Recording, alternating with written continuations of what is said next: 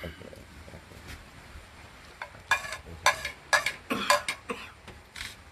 Ya banci. Teki ya banci. Kan kita tinggalkan nasib tu sikit kan. Jadi Assalamualaikum warahmatullahi taala wabarakatuh. Salam bersiaran pukul 5 minit lagi pukul 11. So tolong baca tajuk hari ini. Santai-santai di tepi laut. Suasana laut. Suasana laut, ombak menderu-deru.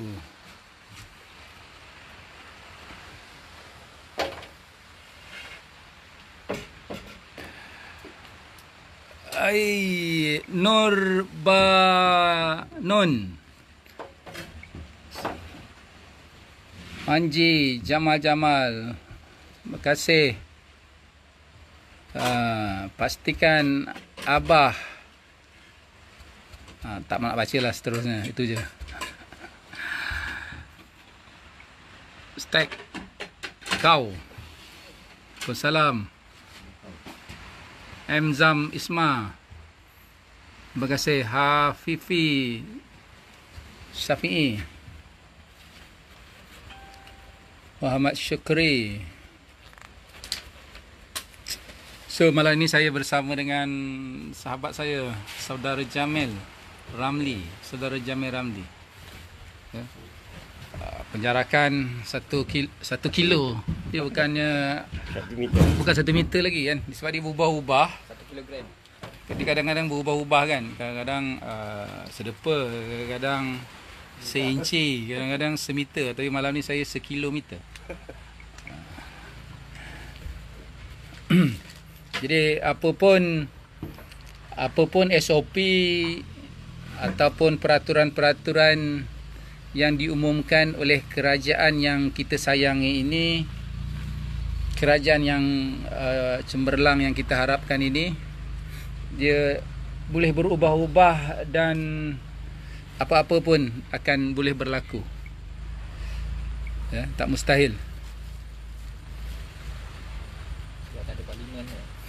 Sebab dia tidak ada imbangan. Kerajaan yang tidak ada imbangan ni, sebab tidak ada parlimen, ya, jadi dia boleh buat apa je.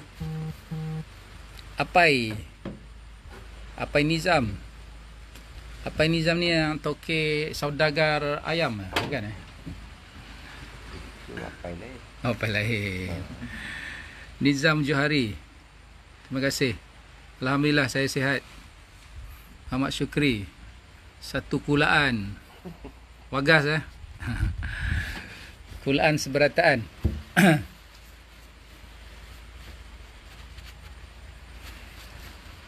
Okey. Hari tu saya punyalah sibuk dimaklumkan sekolah nak buka awal tahun tadi kan. Berapa bulan? 3 bulan ke berapa bulan awal tahun tadi? 3 bulan. Punyalah excited anak saya. Dapat maklum sekolah nak buka. Pergi 3-4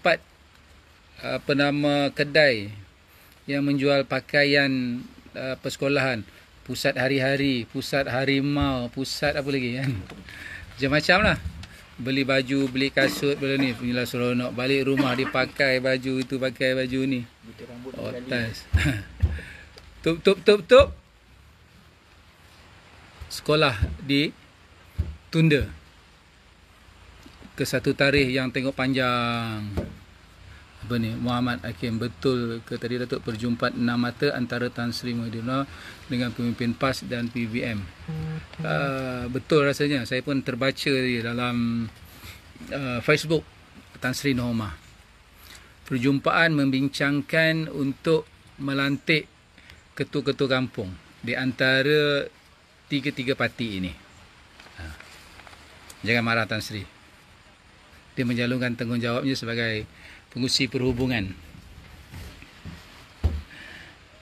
Jadi bila dah beli baju, beli kasut, beli apa, tengok-tengok persekolahan ditunda ke satu tarikh yang tengok panjang. Yang kita jangkakan persekolahan ini lama lagi. Sebab bukan setakat PKP, bukan setakat PKPB, PKP apa lagi? Macam-macam lah. Dan darurat sehingga 8 bulan. Bulan Ogos. Jadi kita ingat, kita rasa darurat ini akan berterusan sehingga bulan 8 dan pastilah persekolahan anak-anak kita pun sehingga bulan 8 akan sekolah balik. Jadi kita pun daripada handphone biasa, dia nak belajar secara alam maya ni, secara online, minta beli laptop. Saya pun pergilah carikan laptop RM1,480. Tambah itu, tambah ini lagi, internet lagi, dah habis dekat 1,700. Beli pakai kredit kad, hutang lagi. Lepas tu pula ke hulu, kadang-kadang dia tak duduk rumah, maklum lah, dah cuti kan. Jadi susah nak bawa laptop ni, besar sangat. Belilah tab, sebabkan kawan dia lain pakai tab. Jadi beli tab, beli internet untuk setahun. Last bila dah siap semua, menteri umumkan pula, Menteri Pelajaran, Persekolahan, untuk anak-anak kita ni dibuka balik bulan hadapan. Hore. Lepas minggu nak akan datang pula, saya ramalkan. Ini ramalan pula. Seminggu pula lepas sekolah pula nanti, tengok-tengok COVID pula ada daripada sekolah-sekolah. Anak-anak ni sekolah rendah, ada kluster daripada bulan pula. Dulu daripada Afrika dah ada. Daripada mana? UK ada. Ya udah, ini daripada bulan pula. Kluster COVID daripada bulan. Tutup pula sekolah. Kan? Jadi inilah yang kita akan hadapi. Berterusan dan berterusan dan berterusan. Kan? Jadi ini yang saya nak share dengan rakan-rakan, pandangan rakan-rakan, pendapat rakan-rakan, dan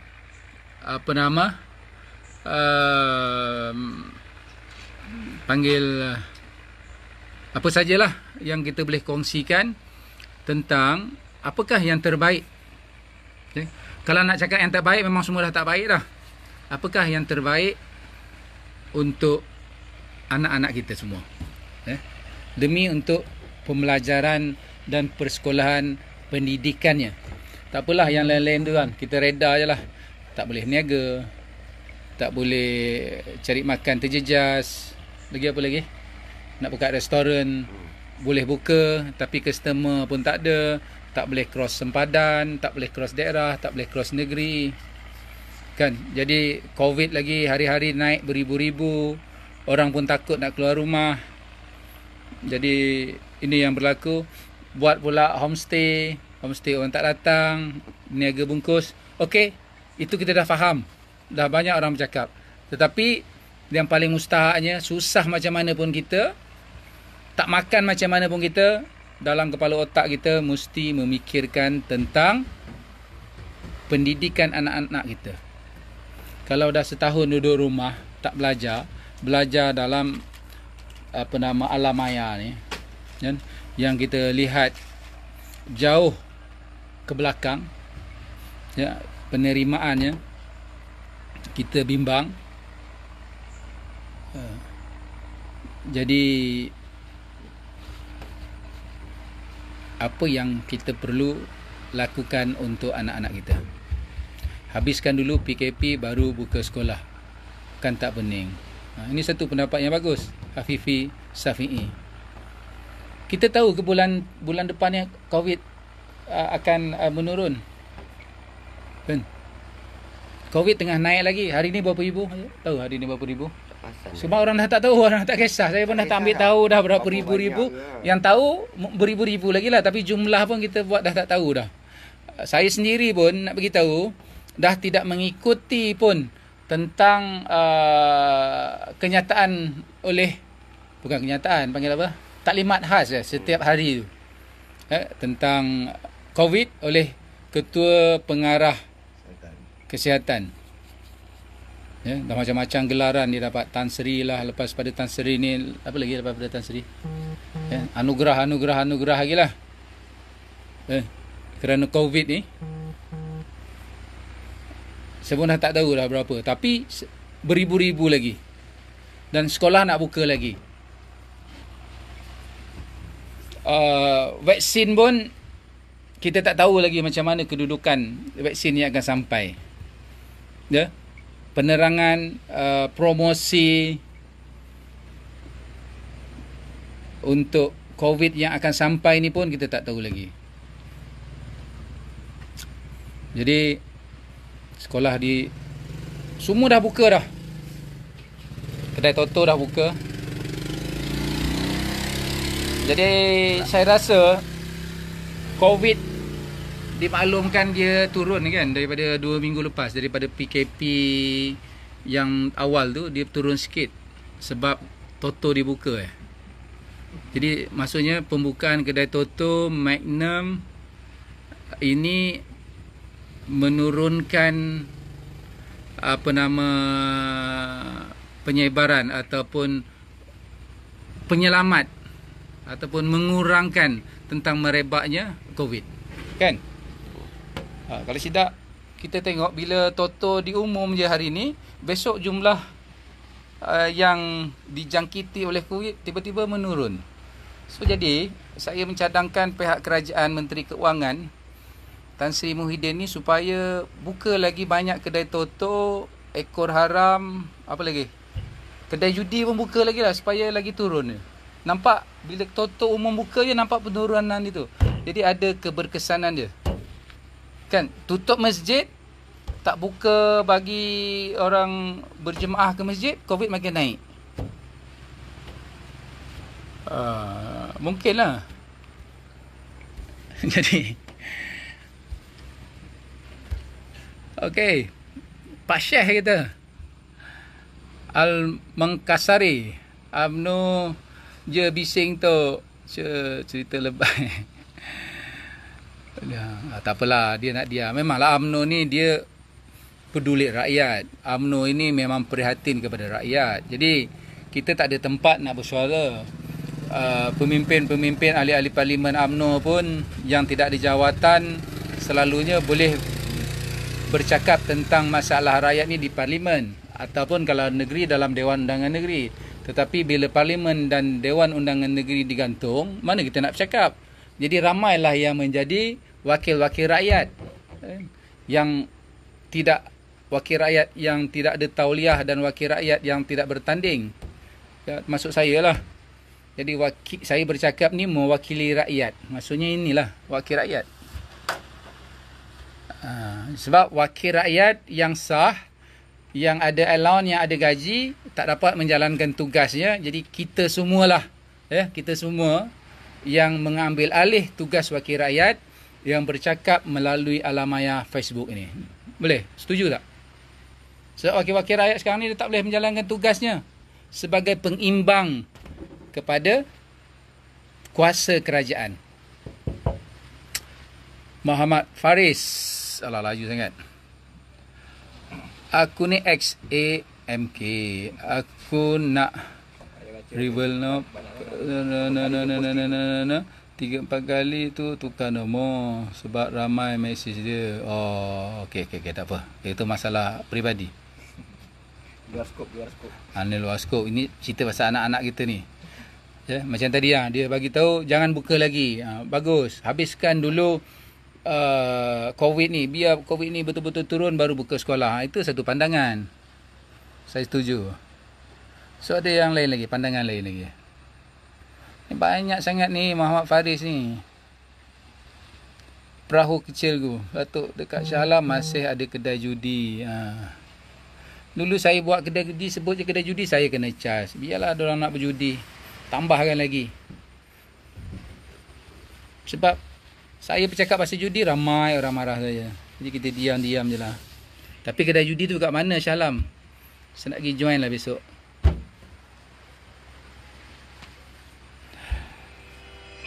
Ricky Hari, rindu Datuk Seri gegarkan bangunan SUK. Nak gegarkan bangunan SUK pun saya rasa biarlah dulu. Sebab kita bukannya nak menggegarkan Ricky Hari, kita nak masuk ke dalam bangunan SUK tu nanti kan? Tetapi memandangkan ramai daripada kepimpinan-kepimpinan UMNO yang dahulunya ada kuasa, yang bila UMNO kalah pada PRU yang ke-14 hilang masuk gua, tiba-tiba bila nak dekat pilihan raya ni ramai yang keluar daripada gua nak jadi calon, nak jadi pemimpin dalam UMNO dan nak jadi calon pilihan raya. Dah bergaduh dekat bahagian. So bila bergaduh dekat bahagian, bergaduh di masing-masing, jadi kekuatan UMNO yang rasanya kita lihat dulu boleh dan hari ni malap balik.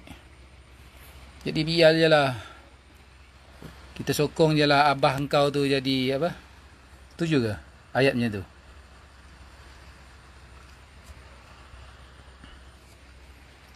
Carlos Adam. Pada pandangan Datuk, seorang cerdik pandai wajar ke sekolah buka ketiga angka COVID masih 4 angka, sedangkan angka 3 apa tadi?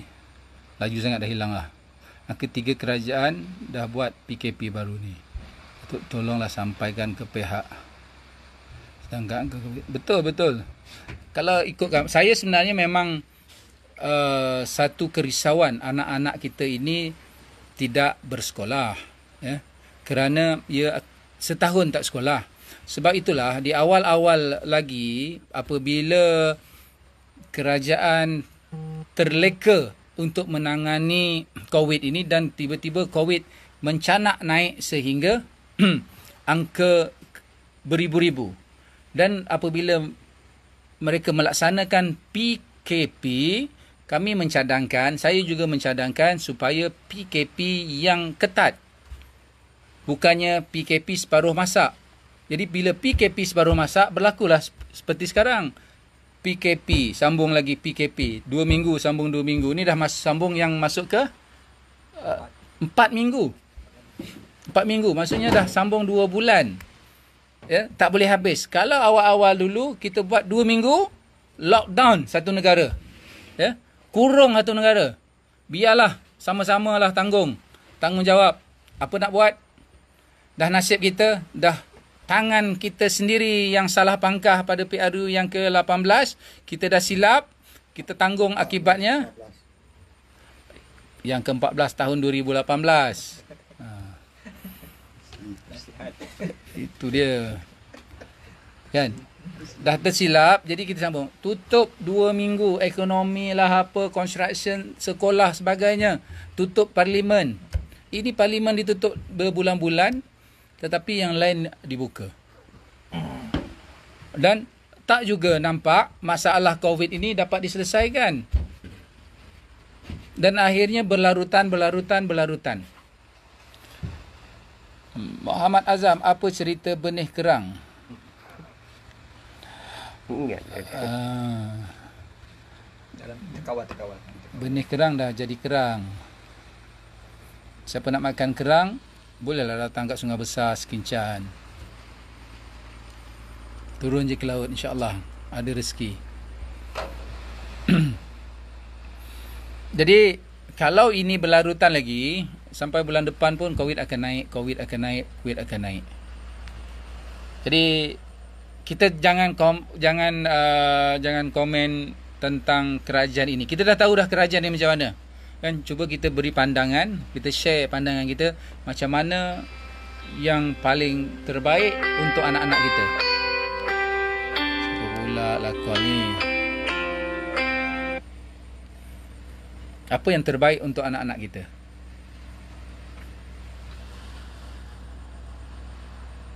Nyawa YB lebih penting. Semua tak setuju. Tengok, kalau baca ni kan, semua tak setuju untuk buka sekolah. Soleh Hakimi. Baik, alhamdulillah. Terima kasih. Kedai buku Anek. Jadi apa lagi yang pandangan yang lain? Adakah anda bersetuju sekolah dibuka pada berapa bulan Lupa bulan 3 ni. 3 hari bulan 3. 3 lah kan. Memanglah kita mahukan anak bersekolah, tetapi selain daripada kita memikirkan tentang pembelajaran anak-anak kita, kita juga memikirkan tentang keselamatan dan kesihatan anak kita. Kita tak mahu lepas buka sekolah seminggu, satu sekolah pula anak kita dijangkiti oleh COVID-19. Betul tak? Ini pun satu perkara yang perlu kita bimbangkan. Lebih-lebih lagi anak-anak yang berumur bawah pada 10 tahun. Jah 1, jah 2, jah 3, jah 4, jah 5.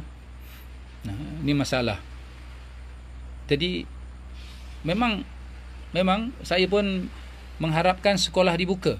Tetapi mestilah kerajaan memikirkan buka saja sekolah, kerajaan mesti memberikan satu jaminan bahawa anak-anak kita selamat di dalam waktu persekolahan tersebut.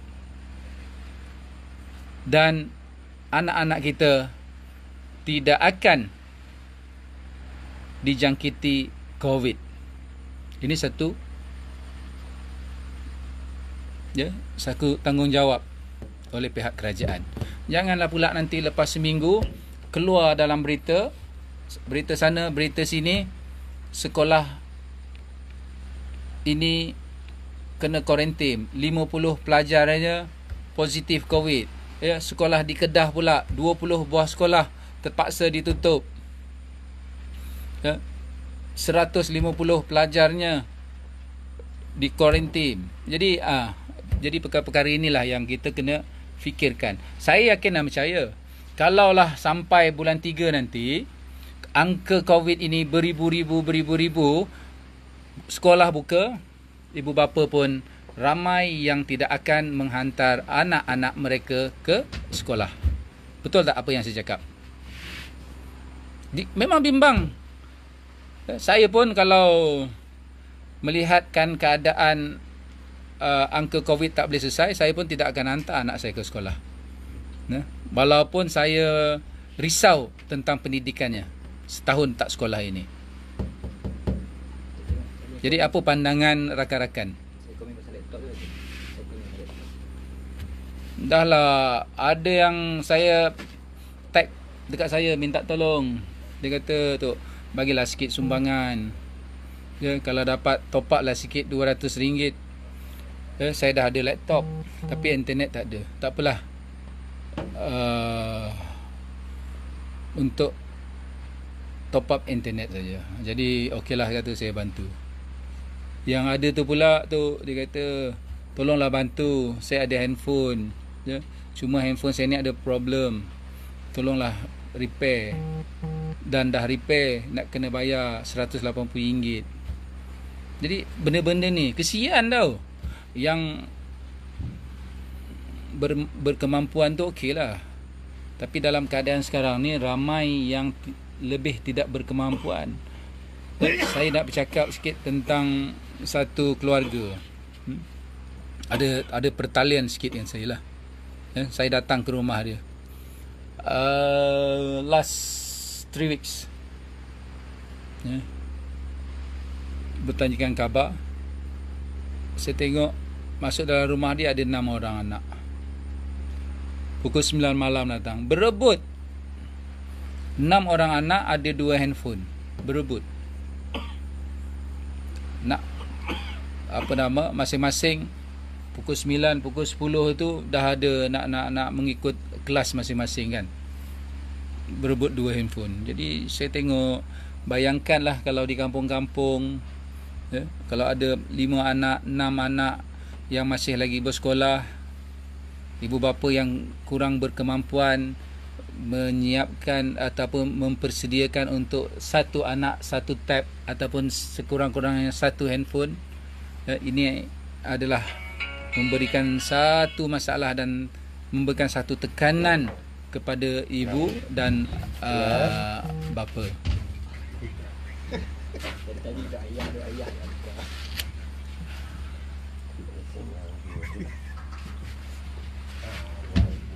Hai Adika.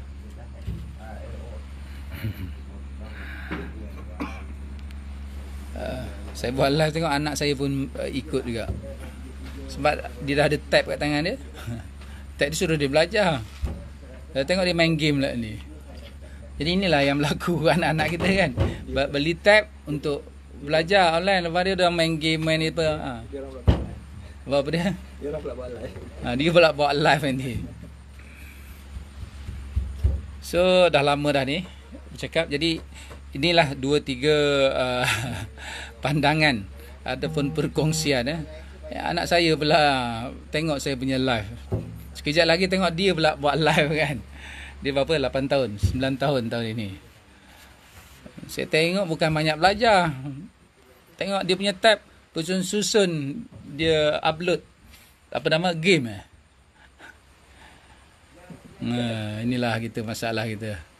Alamak, Dika dah nak tidur lah. Ya, okeylah Dika tidurlah dulu. Okey. Awi. Waalaikumsalam bro. Terima kasih Amir Indok. Thank you.